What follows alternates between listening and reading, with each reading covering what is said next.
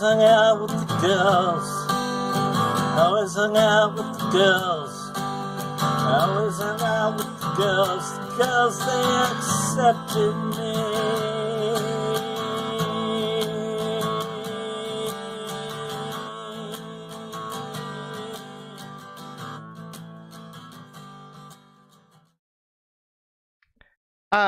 Hi, and welcome to the Fluid Voice. Bad Astra doesn't appear to be here right now, but hopefully will show up soon. I sent the links and anything. Anyways, hi, I'm Ozma In The Dark. I am here with a blurry background, wearing I don't know the anime, a mostly black shirt and wearing big headphones. Still white and with brown hair covering one eye. And I'm here with Perfict. How are you doing, Perfict? Oh, I use she/they pronouns. I'm doing well. He, him pronouns for me, and I'm still sporting the lovely blue feathers and yellow beak. Yeah, which is good luck. YouTube is getting glitchy on your end.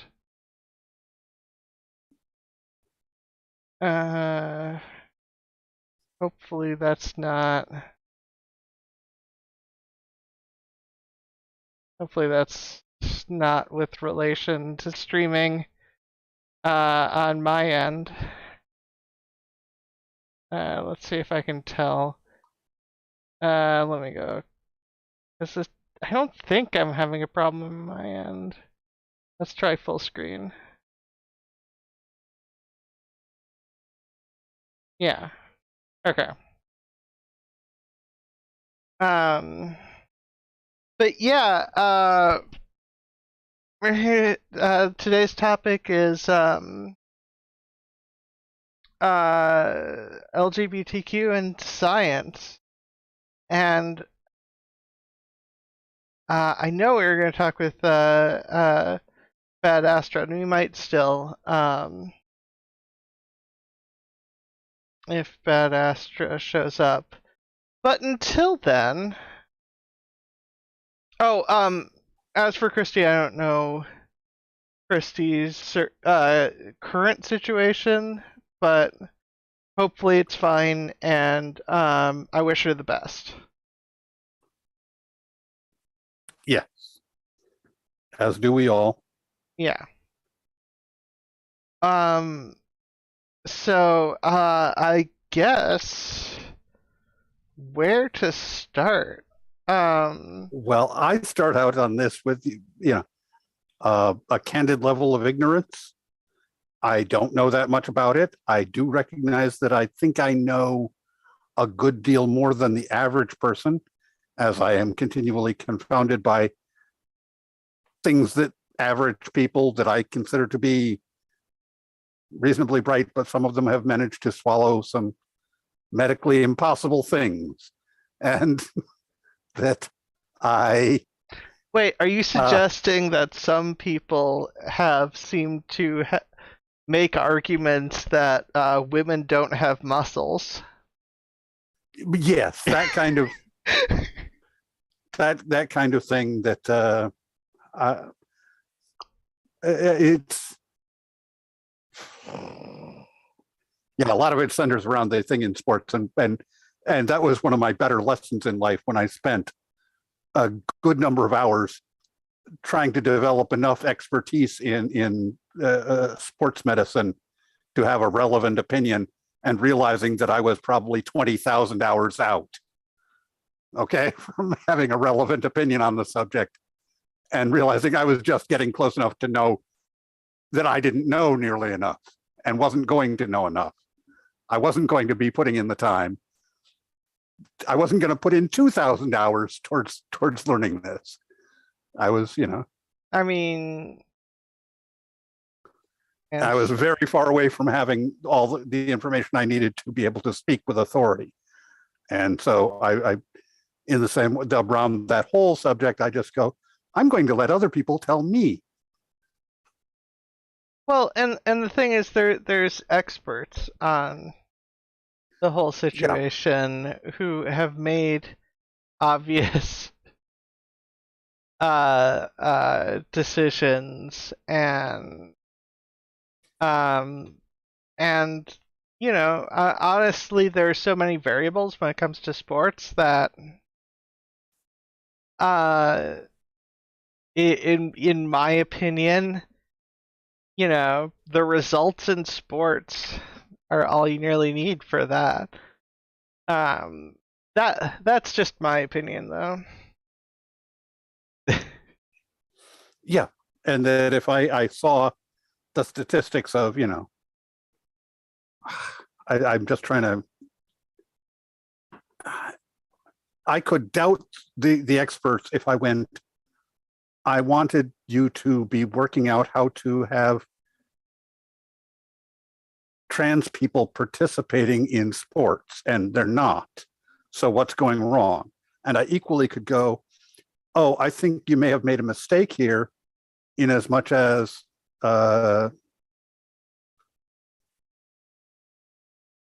trans women participating in women's sports are now dominating them outrageously. We've never seen that, but I'm saying that, if that was happening, then I would go, you've made an error there in how to work this out in what you're doing. It's not working. And it's causing women to not participate in sports. If we saw that happening, that would be a complaint. We don't. So I assume they're doing their job right. Those are facts on the science end. For the most part, I will say there is a bit of an issue with there seems to be a lot more regulations all of a sudden showing up in general in sports. There's a long history of this when black women start winning too many sports, and then there's a lot of checks. Yeah. Yes. When and I think they're a bit the thing is too harsh on Caster Semenya just happening to be different. You can be different, but also end up being excluded for the reasons that you're different. It happens, but the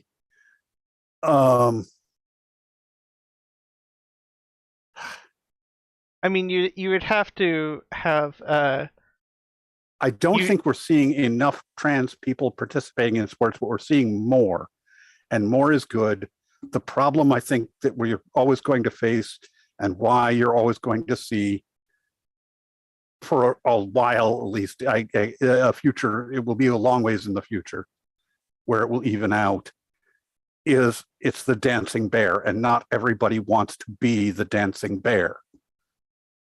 The trans person, you're a trans person I'm a person doing sports. The fact I'm trans isn't really at issue while I'm doing sports, but suddenly it is at issue. It is a big issue, and not everybody wants that kind of attention. And so there will be people who otherwise would participate in sports who decide not to, because that would put that at issue and make it big in public, and they don't want to be doing that. Yeah, but Caster Semenya isn't trans. No, she isn't. But the only way she can compete in the Olympics. No, she's not. I imagine I would have heard about that.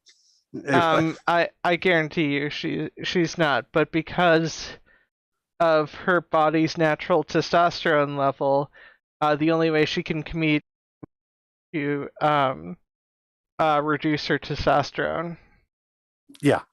Which just feels really uncomfortable.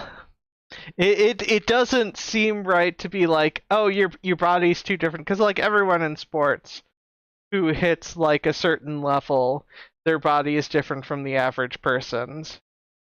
Well, for one thing, in the testosterone that it produces, just if keeping your body fat to a certain beneath a certain level makes your body produce more testosterone and lower estrogen. It just does it that way.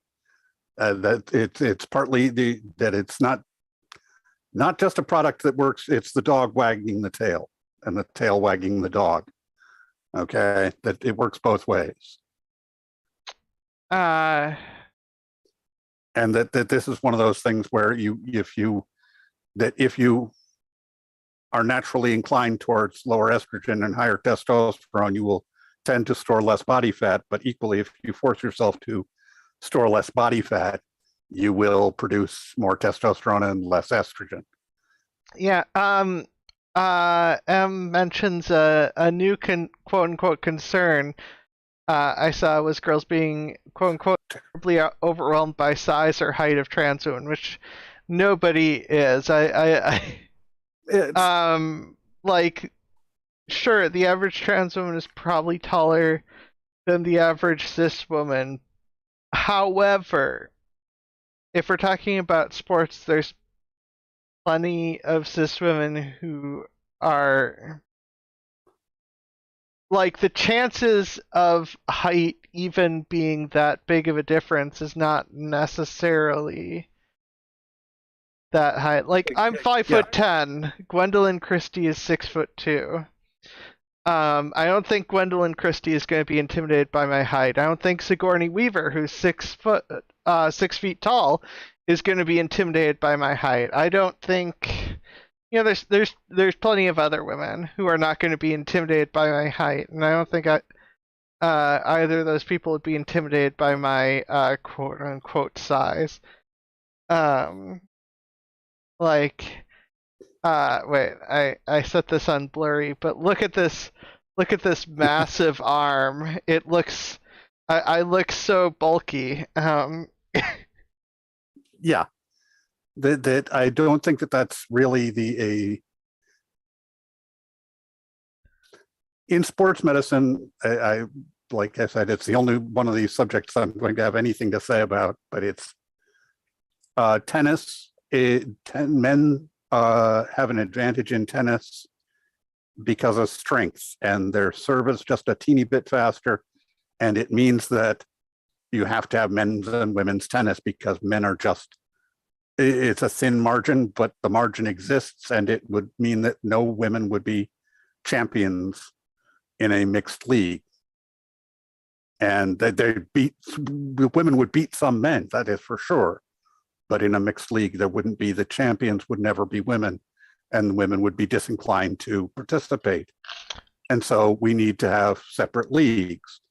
And that means that, but the hormone treatment involved for trans women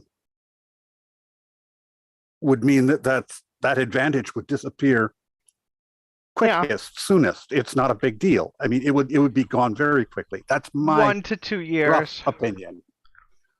Is and the general thought process in terms of the overall well, yeah, any advantage or whatever. Yeah, it's even quicker than that, really, though, is what our studies are indicating. That it disappears very fast. Because you're no longer making the quick twitch muscle fibers and so on, and all of that sort of thing that is just not being produced the same way, and that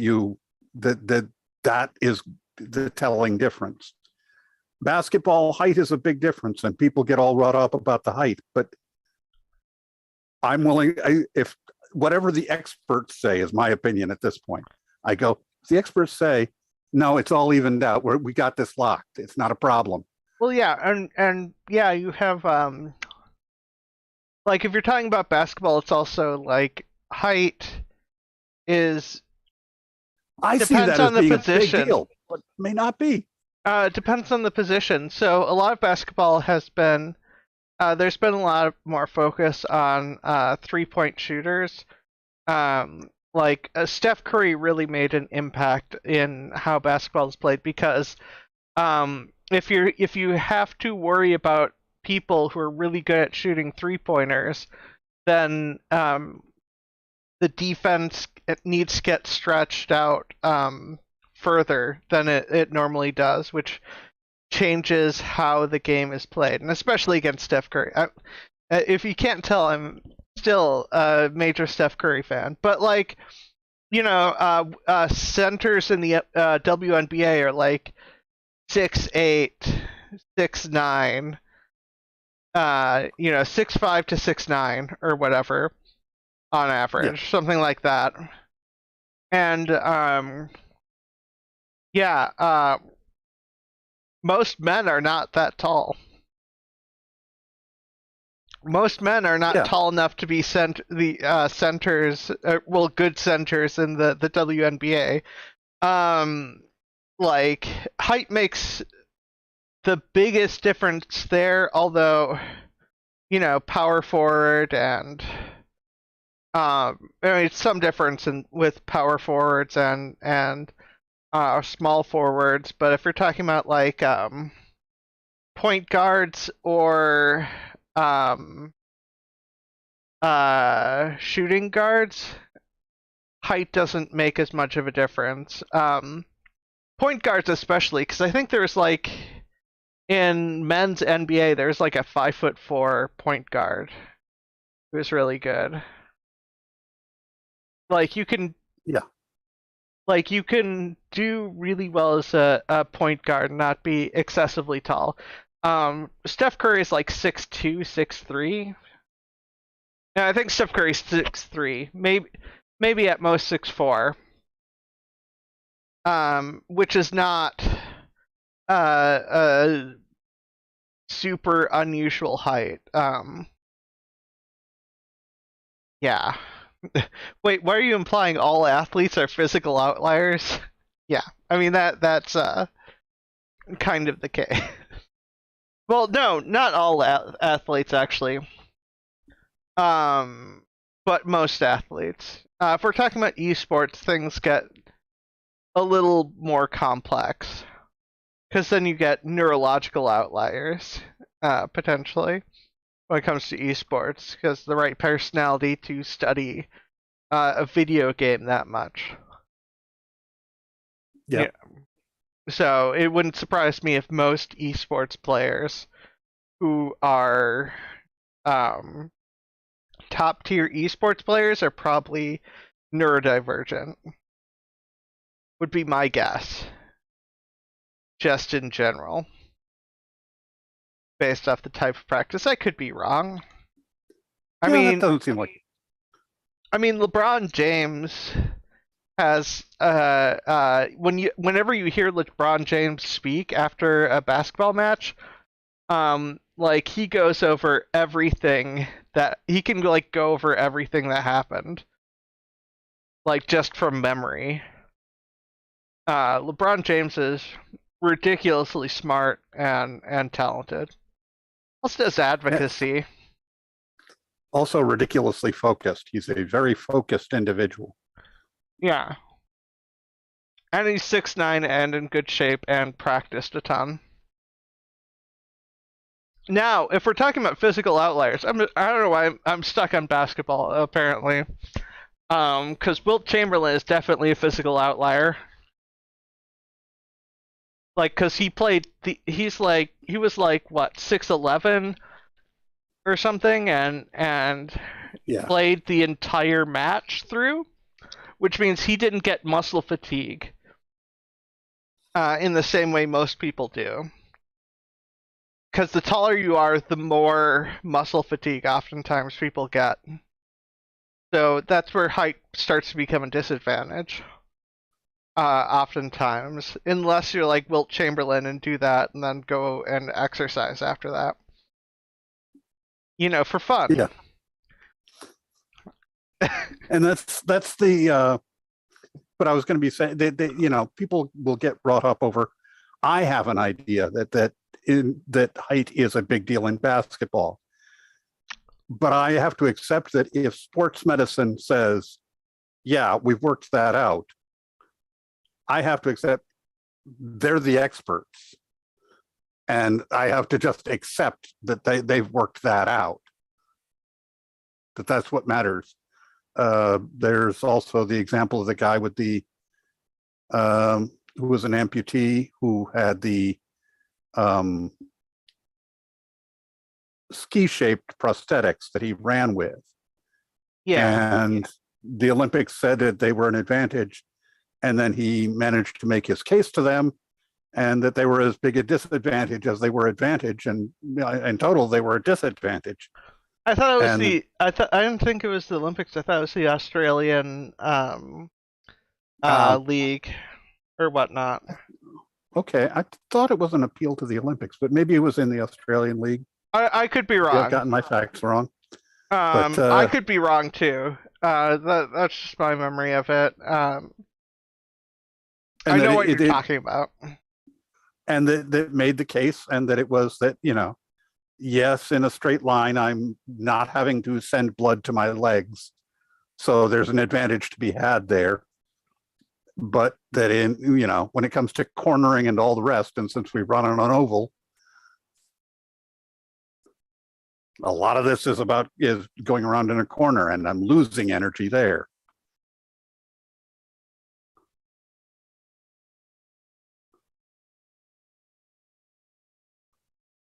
Yeah, it might have been you might be right. I'm not gonna look too much. But yeah, he's a murderer though, and we don't get out about Oscar anymore. Wait, what?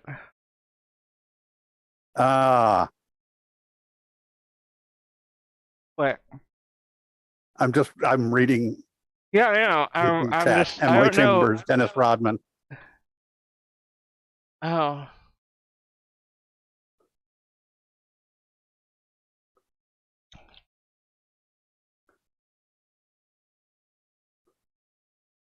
Well.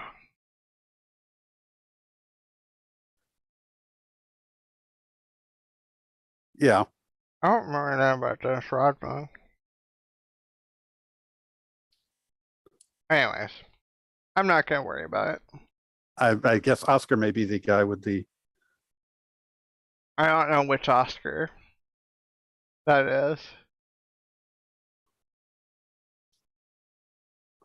Yeah. Don't worry about it. So, anyways, I'll try not to be distracted. Yeah, the point is, well, I mean, reading chat's always important, but yeah, the point is, yeah, you have all those things, but I mean, also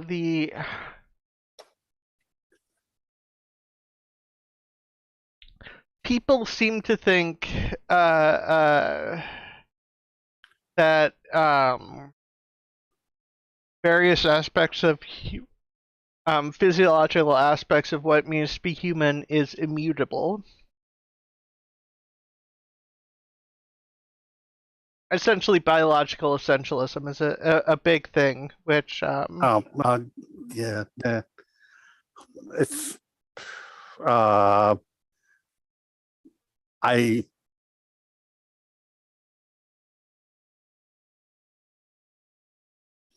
I suppose that's inevitable. If people are talking about science, they're going to want to talk about that kind of thing. But that's the report on the physiological world and what's happening there, and gender as a gender identity. Just to be very clear on what we're discussing, is something that that's the internal world of the person.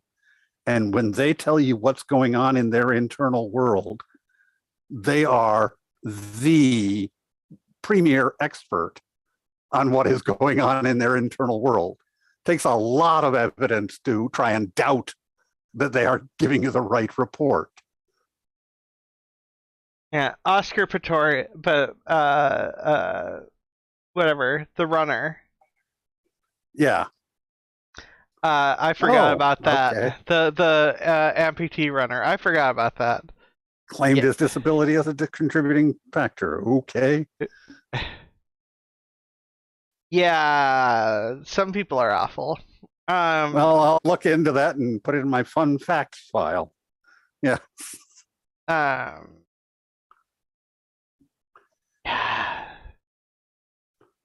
Yeah, it's I'm sure you can find it. I had forgotten about that story. Right there with the guy who started Earth Day. Anyway. But yeah, so you have a lot of and the thing is, a lot of times it's just like a basic understanding of the science with relation to stuff, whether it be gender, sexuality, all that stuff. They're just like man, woman, strong, weak.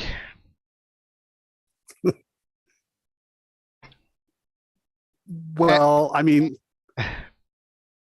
they say when you're talking about science, you should be talking about concrete things that you can, nail down and say, yeah, but then, there's neurology. Okay. Well, yeah, but I mean, even like just I mean that a lot of transphobes say basic biology, but it's oftentimes far too basic for me. Like I've got an associate's in biology, I consider that basic biology. I know I took molecular biology, but that's still basic if you're talking about in comparison to like a PhD or whatnot, or a master's or even a bachelor's, to some degree. But once you start to get into there, it's like, yeah, no, well, that, and I did outside research as well, to be fair. But you see stuff where it's just like, yeah, no, there's a gene to produce a hormone of sorts to prevent the construction of a uterus and ovaries. And if you are missing that gene, and you've got the gene to produce testes and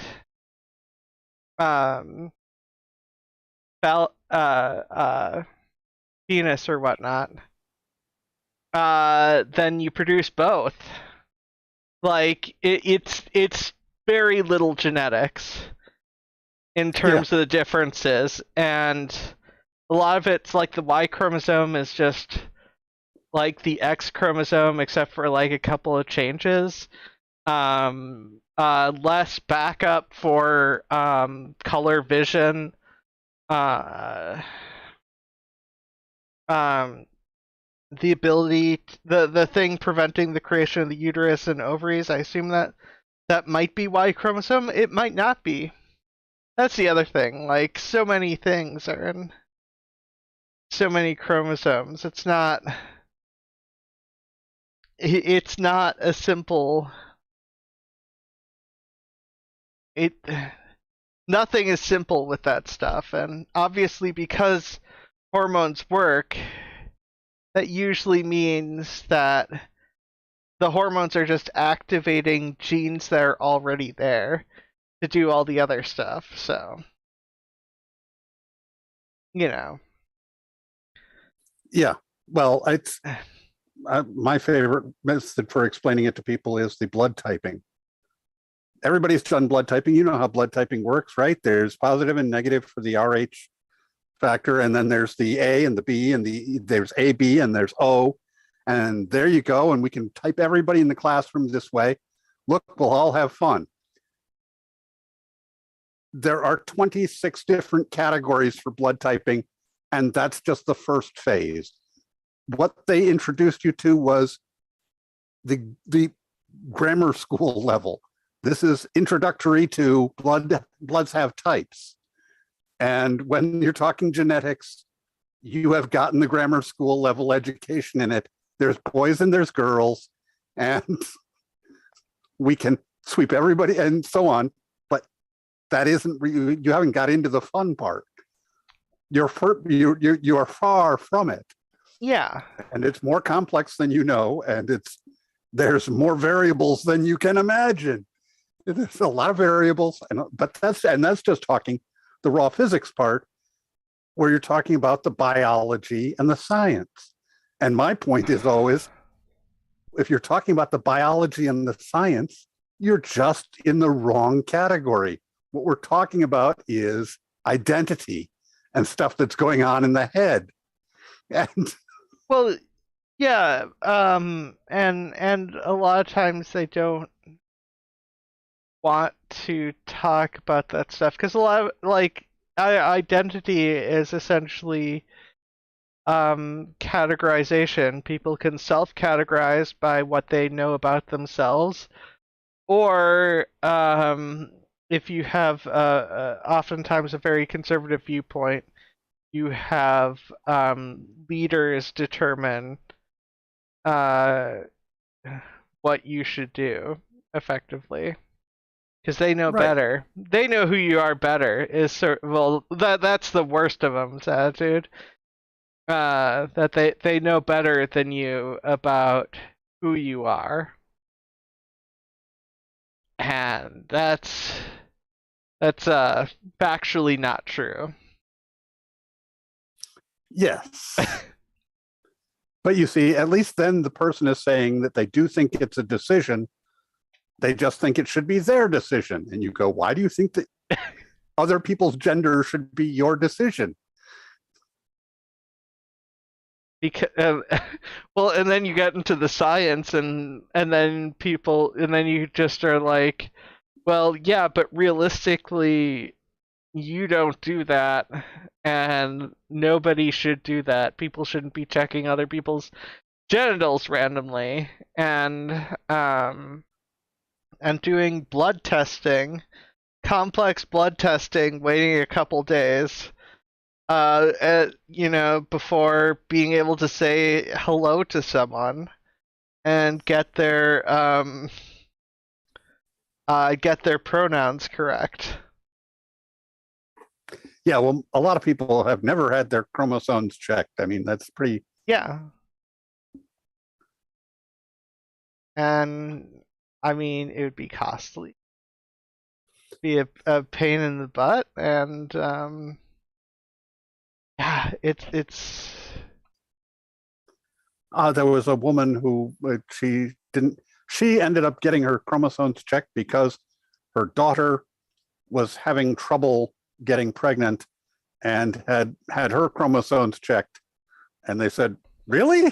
And wanted to check her mom, and her mom was XY. Yeah, and there's we don't know how many women are XY, and there's plenty of women who don't have trouble having kids who are XY. And there are men who are XX. Like, it's not. Yeah, I mean, it's just, that's the facts of the matter, and that. And some of the genes might be. Well, I mean, some of the genes are likely different or whatever, but that doesn't change the fact that you can't just break people down into XX and XY. And then there's all this. Oftentimes they're like, they usually are like, oh, you can't talk about intersex people existing because intersex people's existence goes against the narrative that they use. So they're like, no, you can't talk about that because you're not intersex. And then there are intersex people I've seen try to talk with them about it. And then they start, they find excuse after excuse after excuse, oftentimes unrelated to science it's in not, any way. It's when they say, I'm not interested in trying to talk about the outliers. Can always find out, and I understand that as a arguments and ideas don't, there's always outliers. You go, yeah, but there's a lot of these outliers. This is not way out there. And, there's one of the ways I've, tried expressing it to people is, how big was your high school class? And when they tell you there was 1,000 people, you say 2 of them. Two of them were outliers, dude. Pretty much guaranteed. Yeah, well, more than two would be outliers of some sort or another, but yeah. Probably if we're talking about just outliers from the Oh, not saying what if their population was representative. It's what you can say. No, that's pretty well. You've got to guarantee that you had two. Two were not the classic sexual dimorphic. Yeah, if you're talking about intersex, and if you're talking about trans, it'd be like 10. Whoa, not trans. That's the issue in the head. We're just talking biology here, and that's the. Well, yeah. Well, the other thing. I'm not talking about their internal world. I'm talking about just biology. They don't map to the boy girl. Well, yeah, but they may not even know that they don't map, but they don't map, and you knew them, and you went to high school with them, and you graduated in the same class as them. I'm telling you, it's a small world. Okay, these are not. Yeah, but like on top of that, the thing is, if an outlier completely defies the framework in which you have built, you need to potentially, learn a bit more about the outlier, and if the outlier is very verifiable, because intersex people exist, then you have to question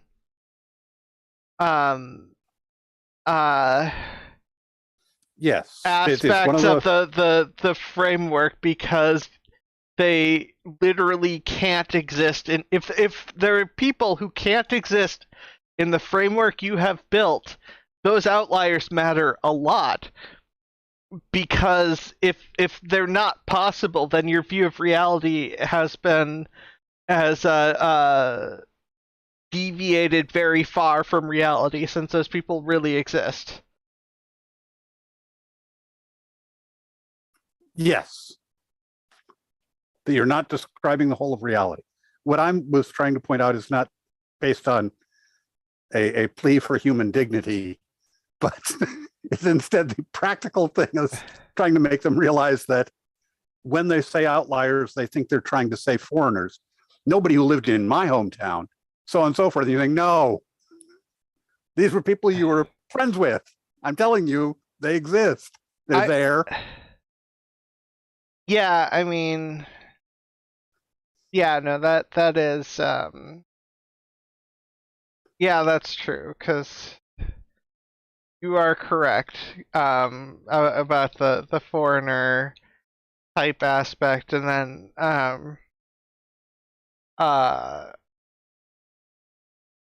they're outliers. They live in the barbarous lands. Yeah, the barbarous lands of New York and California. Yes, is usually where they go when it comes to quote unquote foreigners. When it comes to LGBTQ stuff, it's always New York or California. One of those coastal places. Yeah. M's like almost no one knows their hormone or chromosome status. That is true. Because most people don't get checked for hormone levels. Unless there's like a medical thing in which hormone levels are relevant. But even then, like, sometimes medical stuff is weird. Most of the time, medical stuff is correct. But sometimes, people don't factor in stuff. I have a personal example of this. So I had an overly high bilirubin level. And when my testosterone got lowered, the bilirubin level stabilized to what is considered a normal level. And there wasn't another factor, and my bilirubin level had tested high previously. So it's like, was that related? I don't know, but there's a lot of weird stuff that hasn't been tested because oftentimes, well, the medical community was built upon the assumption that cis-het white dudes are the average. And it took a while before women were factored in to science, to the medical end of things. And then there's also racism, but that's a whole nother section when it comes to medical stuff.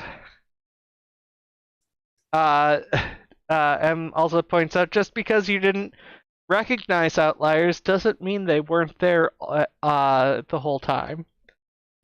Yeah. Yeah. And yeah, and it's also just, the thing is, the world isn't simple. No, but but the gender identity thing really is. It's dead simple, and it's something that I it's worth harping on. That it's an individual decision. They're giving you a report on what's going on in their head. It's not about the medical, the biological, none of it's about their identity and what's going on inside their head. Yeah, I mean, putting that involves accepting that gender is a social construct. And I think people struggle with aspects of that in a similar way to assuming it's like people because of how people are taught, and it doesn't help that lawmakers are trying to squash people from being taught differences in humanity, but a lot of people are taught essentially that the default for men is having sex with women. So in some ways, wanting to have sex with men is a feminine trait, and wanting to have sex with women is a masculine trait. It is a way that I feel like people just have that with a lot of associations, and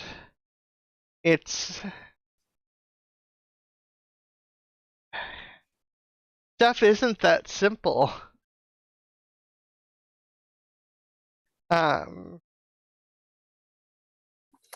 Yeah, it's not all cut and dried. Yeah, and it's, people need the words to describe themselves, and I think some people are just scared of change, especially change that is different from their view on how the world should be. Yeah, the problem is the problem where the fight is, as far as I feel, for what it's worth on my end, is okay, so it's a gender identity. Which one do you want? And you go, yeah, see, gender identity is not a which one either. It's not, that's you got sort of, it's a complicated melange, and Darn it, you said melange or whatever, and my brain is like the spice melange.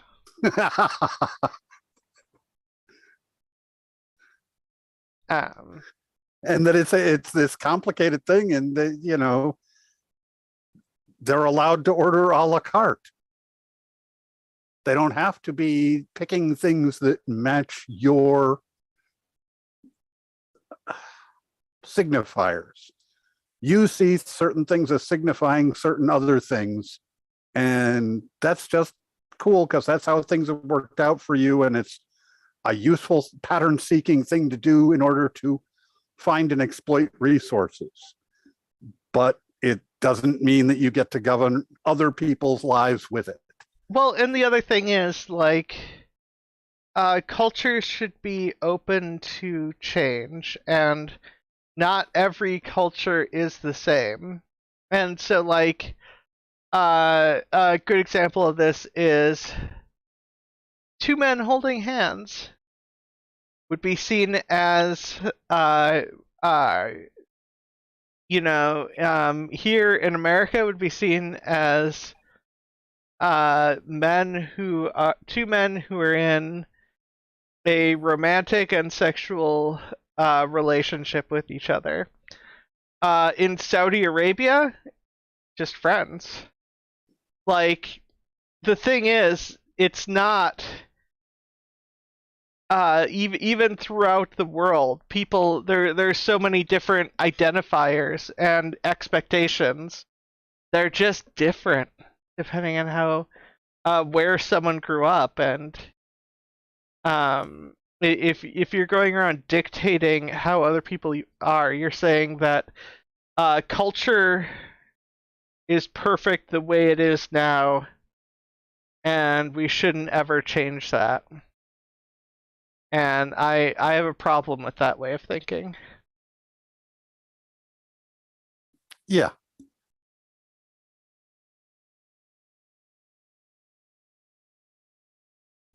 And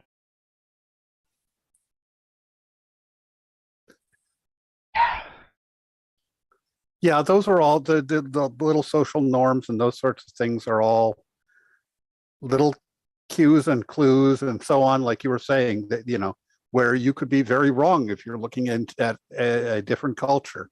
Yeah. And your idea of the clues will be wrong about a lot of things, and that people can pick and choose from many different things, and that's part of their gender and sexual identity, which do kind of get mixed in. But well, I think I think a lot of that just gets mixed in with the baseline, and I mean that's part of the importance of being in the LGBTQI plus community, being out there, because like if I was to best just describe my gender identity, it'd be girl fucks, because sometimes I feel like a woman, sometimes I feel agender. yeah. It's not really important for the majority of things, but it's nice to have words to explain how I feel, so I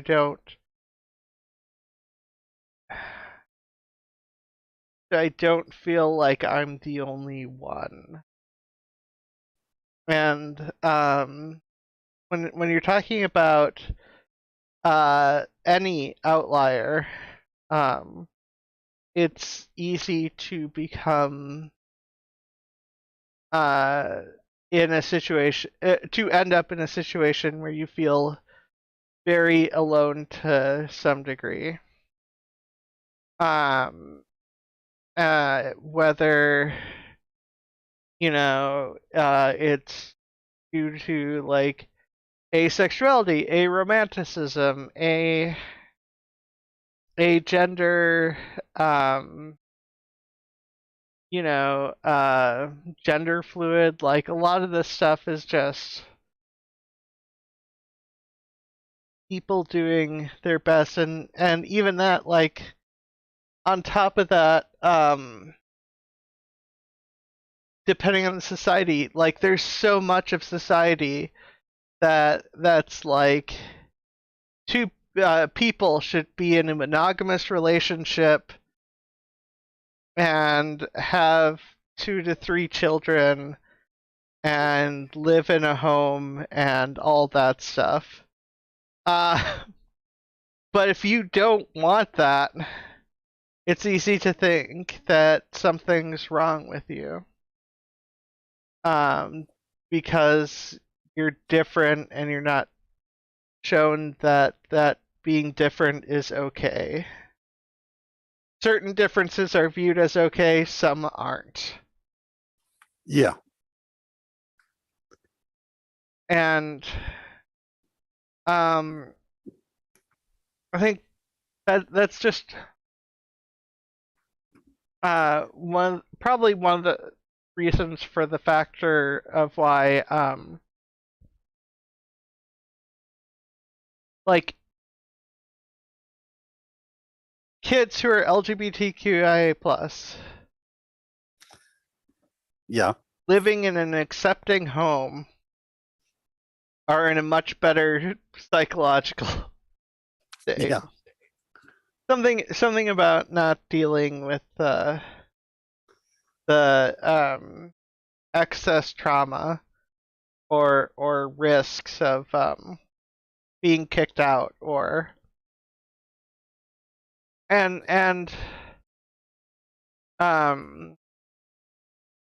there's all sorts of frustrating stuff too.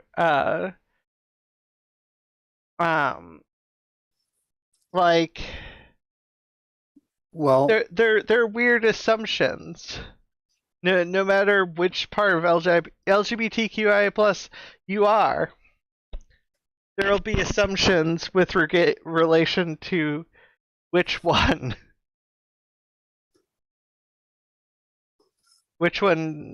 people know about or. Yeah, we're approaching the 1 hour mark, so I'm going to take this off road a little bit, if that's okay. Sure. I know we don't deal in atheism very much here on the show. I'm an atheist, and one of the things dealing with the ideas of I have found anecdotally, I don't have documentation to back this up or anything, that atheism is more prevalent in the LGBTQ community than it is in the populace as a whole. I would agree with that as well, or at the very least, yeah. I mean that wouldn't surprise me. Don't mean to imply. I've seen a Twitter survey, which is very unscientific, but it's more than, because obviously I'm on trans Twitter, so I see some of that stuff. But like, I think being in a position where you have to think about things makes it harder to stick with religious aspects unless you really have an emotional tie. Like if you have a very accepting religious family who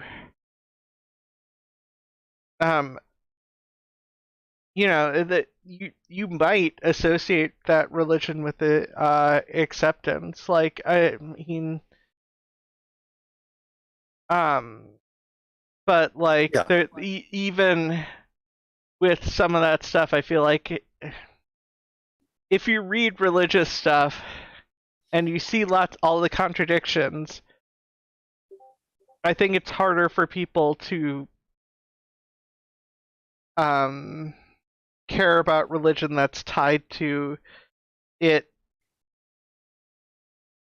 being so static and tied to reality. Yeah, well, where I was going with it, but I want to make clear that I'm not saying that I know people who fit into that community who are religious. This Yeah. is not saying that they don't exist, merely saying that their numbers are lower, that it's in comparison to the larger community as a whole. Well, What at the I'm very saying is, least, Christianity,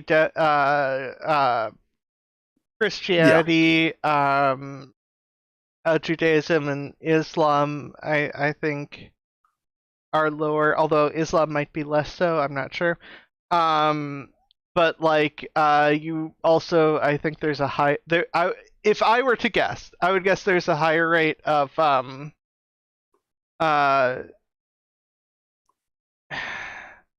like Buddhism, Wiccanism, like stuff that's not yep, tied to the Christian yeah. Pagan is fairly popular, and that kind of thing too. Yeah, paganism. and that those are, um, and they get a much higher representation in it. And but that part of the thing with the Judeo-Christian religions is that they insist on a very fixed gender roles, because when there's a marriage, the church enters into that marriage. They are all marriages between three entities. The church is part of every marriage, and the church can only fill a limited role. So it has to have a structure that makes a space for it in the wedding. That marriage has three partners. I mean, if you're talking about The Abrahamic Christianity, religion. well, I mean, Christianity and Judaism, that's like close to approaching Orthodox or further. If you start getting into Reform Judaism, there's a lot more variety. At least the two synagogues that I went to growing up, because there was a lot less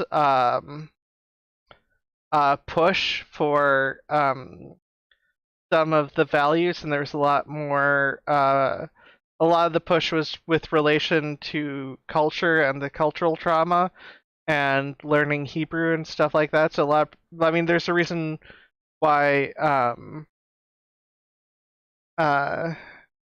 there's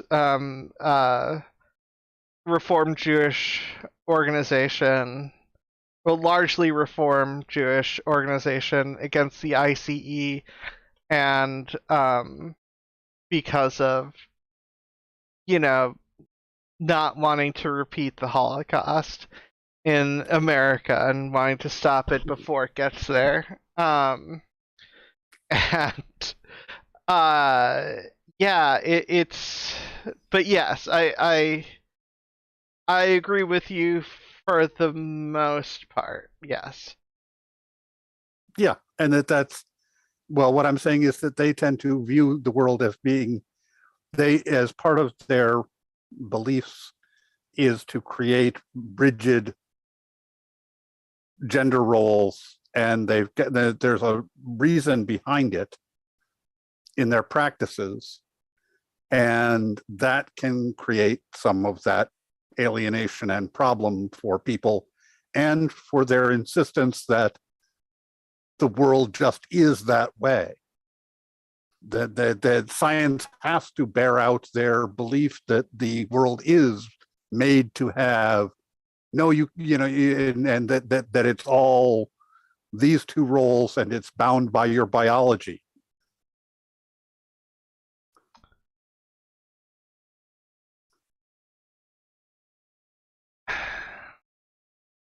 Yeah, with Judaism, it really is going to depend on the synagogue. See, this is where I'm like, Yeah, well, I'm trying to think about, because like there's been a lot of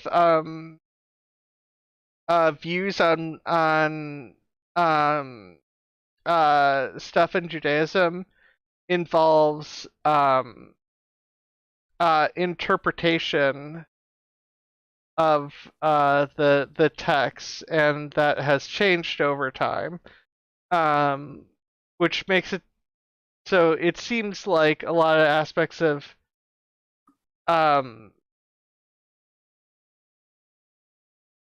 so there's a long history, and maybe less so with some Orthodox synagogues, because obviously Ben Shapiro is an awful person, and a lot more Orthodox synagogues are conservative, and maybe they tend to view stuff more not more rigidly, because obviously ultra Orthodox has a rigid definition of things, but there's also a cultural tradition um, of rabbis arguing over what aspects of the Torah meet, and oftentimes those end up being based off of how things are, like just meat and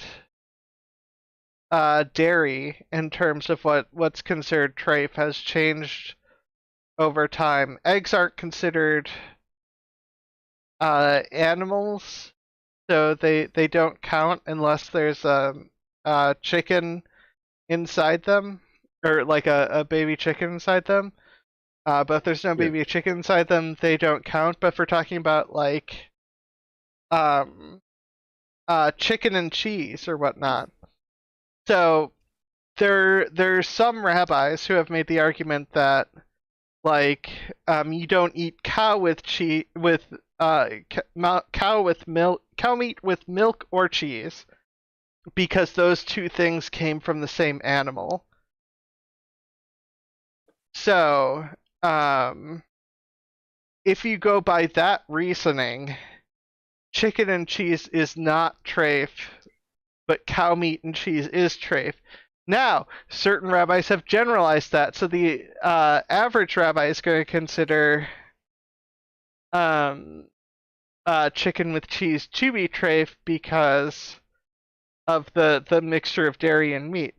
But like, the thing is, there are arguments have been made before, and there have been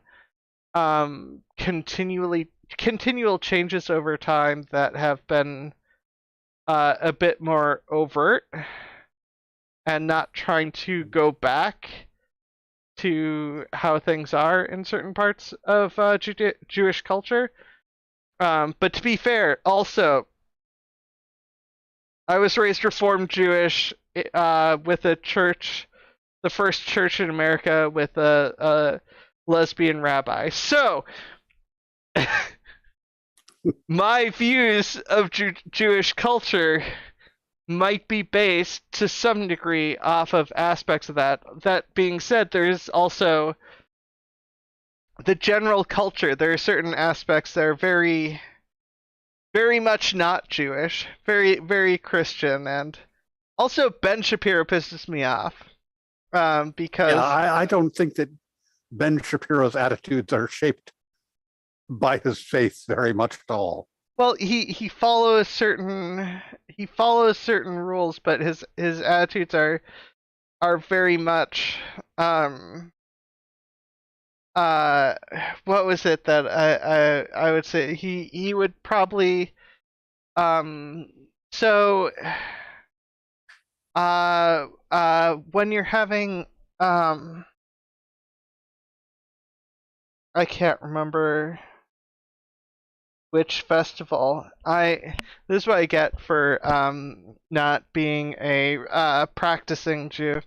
This is what I get for being a non-practicing Jewish atheist. But like you're saying you haven't practiced it enough? yeah, but like there is in one of the holidays there's wine left out for and I can't think of his name. But basically This rings a bell, but I don't know it. Yeah, So, but basically you leave wine out, and if someone shows up when you're singing the thing, you're supposed to let them in and let them have the wine because they are effectively a wandering prophet who could take any form. And you're supposed to. There's a long tradition of taking people in who need it. And I'm just saying, if that person showed up at Ben Shapiro's place, Ben Shapiro would send them in internment camps. Like, yeah, it's his attitude is very much not based off of a lot of aspects of Jewish culture, and has to do with the specifically Orthodox Judaism. But he's got an attitude like the famous Jewish Nazi general in charge of a bunch of whatever the German equivalent of Air Force was. Luftwaffe. Yeah. But, I think he died in like 1942 or something. 41. I don't know. He died before certain aspect of things went bad, but he was the exception to the rule, which happened occasionally. But Ben Shapiro's got an attitude like that. I mean, given that Ben Shapiro has supported the Proud Boys, I just it's just all creepy. Yeah, it's real bad, and I yeah. You know what? I don't want to talk about Ben Shapiro anymore. He is. Yeah, well, he is the I worst. went and blew it. I brought religion into it. Yeah, you did bring religion into it. But they have a practice of keeping the gender roles as being strict, and there's a reason for it, and it has to do with the weddings and how they view the church. I'll use church because I'm thinking mostly Christian, but the church entering into the marriage. Yeah, and that's one of those things where it gets really complicated, because I feel like certain aspects of the atheist community are just like religion, and then only make arguments against Christianity, and assuming every religion is basically the same as Christianity. It's like, no. Yeah. That's not how that works. Well, not every religion enters into the marriage in that way. And I don't want to, but I think the Abrahamic religions, and you're pointing out Judaism doesn't always. There's different branches. Mostly Orthodox and ultra Orthodox do the gender role thing very strictly. I will say that definitely.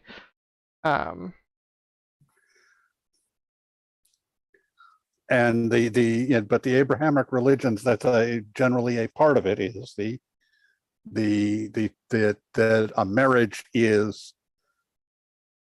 not just a thing recognized by the community, it's a religious thing, and that it's part of the church entering into the relationship.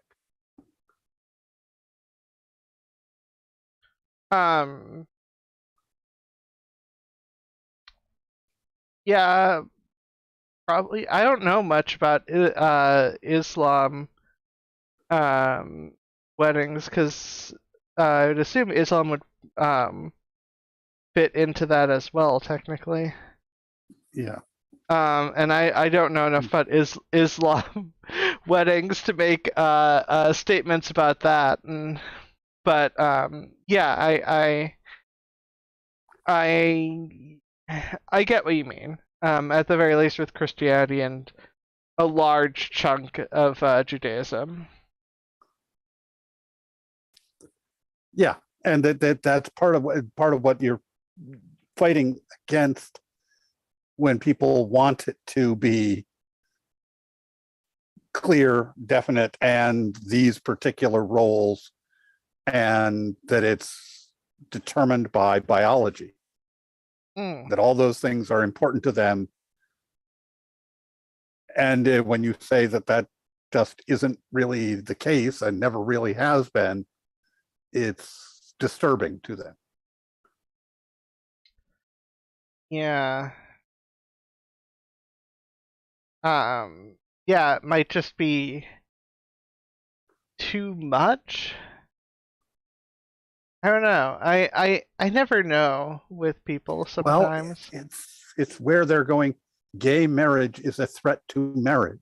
You're trying to take away my marriage, the special, and you go, no, that's you're talking about your marriage in your church, and that's entirely your business and your church's business, and your church doesn't have to recognize or perform gay marriages if they don't want to. Yeah. I would be I don't think there's gay people who are saying that you should or must or that it should be law. It's all, you know.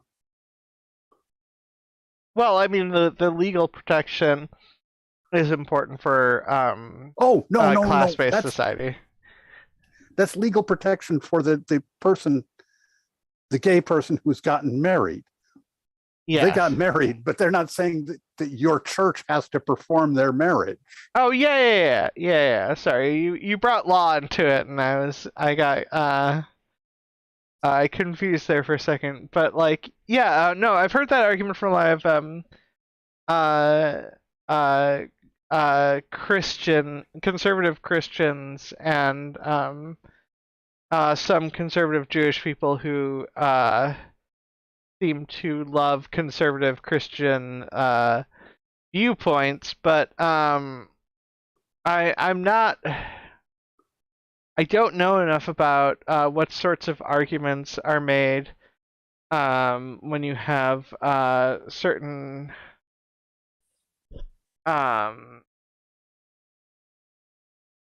Islamic arguments against gay rights that some people make or whatever. I don't know enough about that to say. That's why I always worry about, like, when you're talking about when you generalized religions, a lot of people forget about Islam. Even though Islam has a lot of the same stories and the same mythology as Christianity and Judaism. And slightly, I mean, variations, but I mean, there's variations in the Torah and the Bible,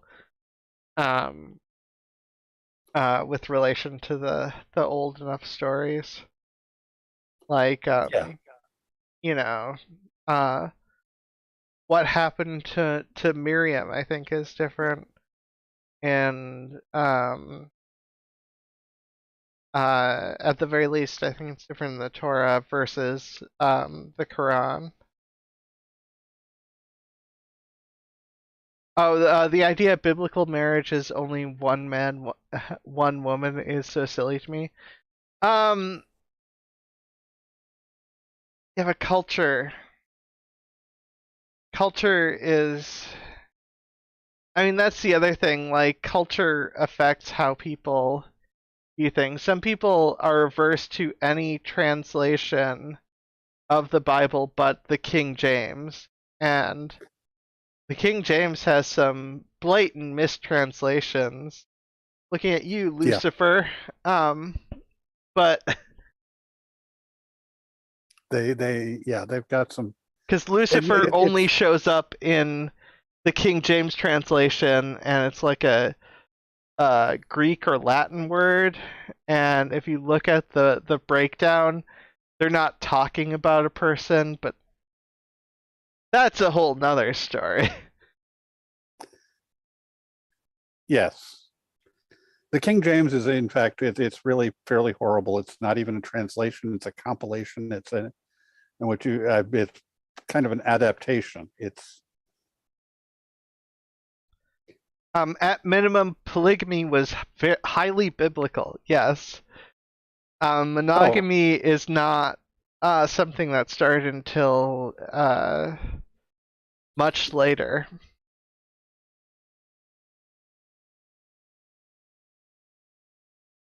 I would assume somewhere around like 1000 AD or CE, 1200. I don't know. That's my guesstimate. I actually have no clear idea. But it had to have started at some point after the text. M seems to be implying that King James was not cishet, and I don't know much about King James. Oh yeah. No, he was part of royalty, and the royalty could afford their whimsy. Yeah.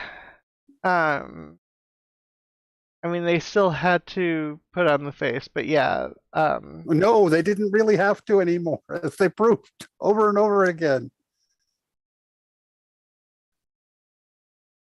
Was that the case? You're probably right. They were perfectly happy being. They could afford to be whatever they wanted. Lowly peasants.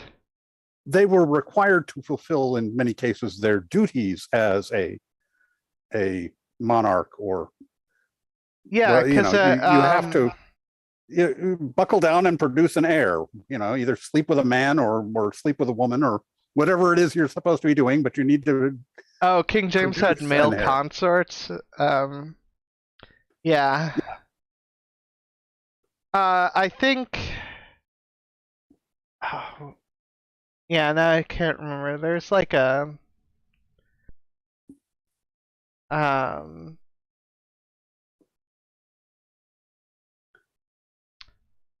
king. I know there was a king of England who only spoke French, who didn't produce an heir, but like adopted an heir effectively, and said, "No, definitely my kid. I'm a king. Yeah. You can't prove that's not my kid," and had quote unquote friendships with at least one man over the course of his lifetime. But yeah.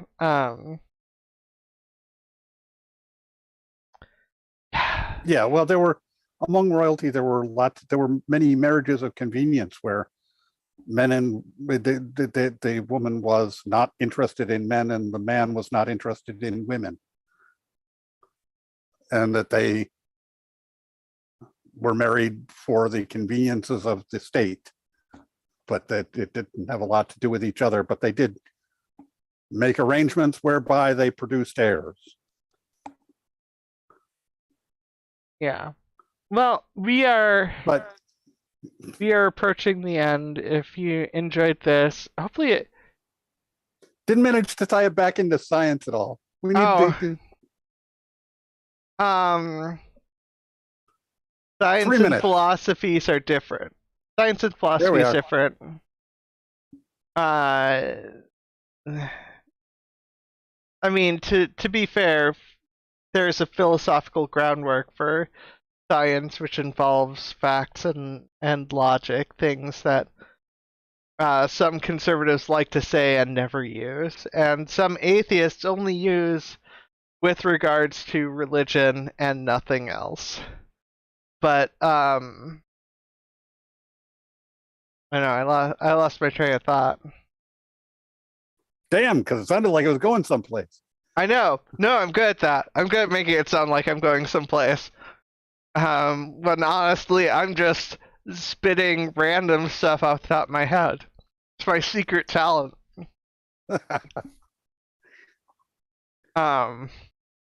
Secret talent of ultimate disappointment. No, science is philosophy.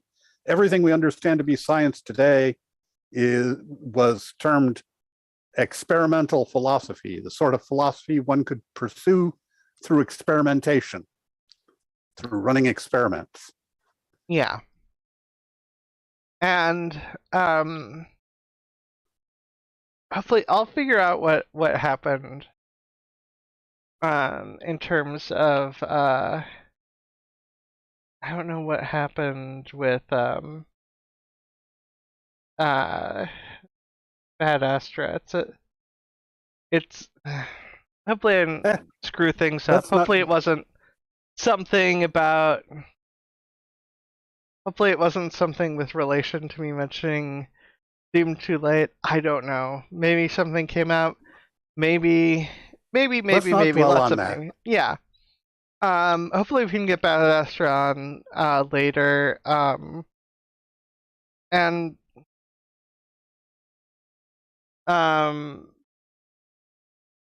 assuming everything goes well, hopefully we can get like a more fitting guest, especially because it is Juneteenth. And that's it's unrelated to the topic, but and not something I feel like covering to any degree, given how I am, and I'm slowly wording my way into a hole. But like,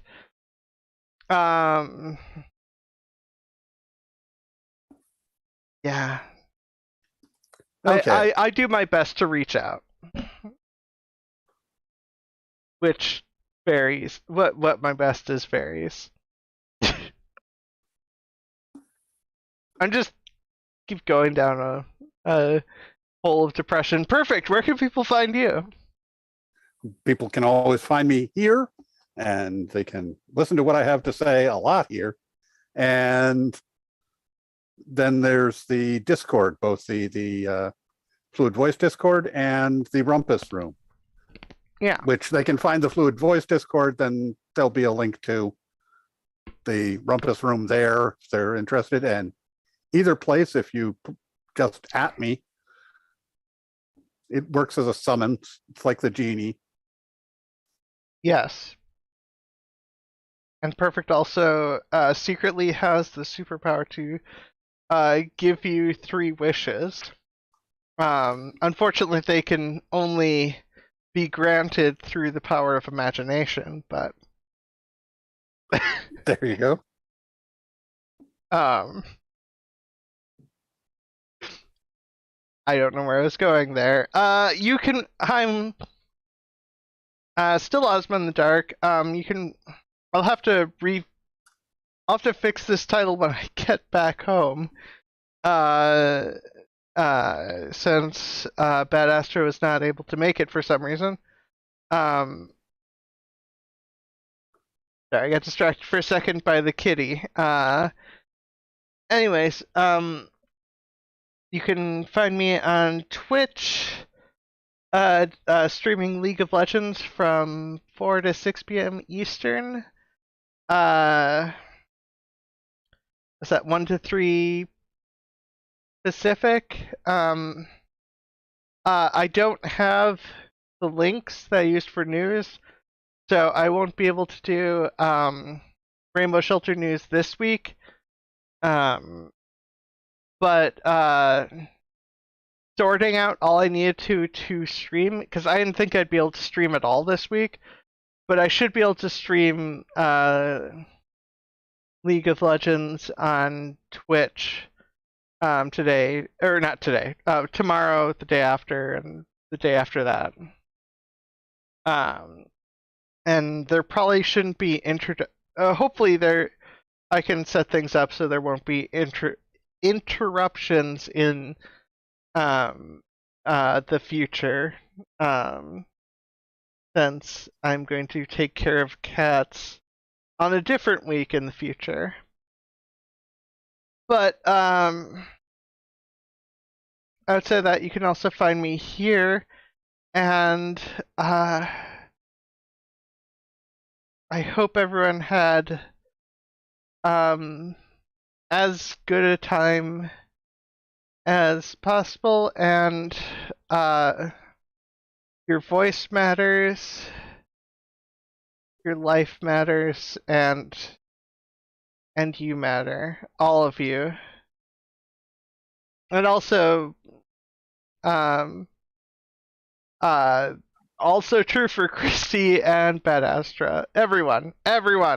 Also M, because M shows up, but also everyone else too. But I don't even have my thing linked up. Bye. Peace.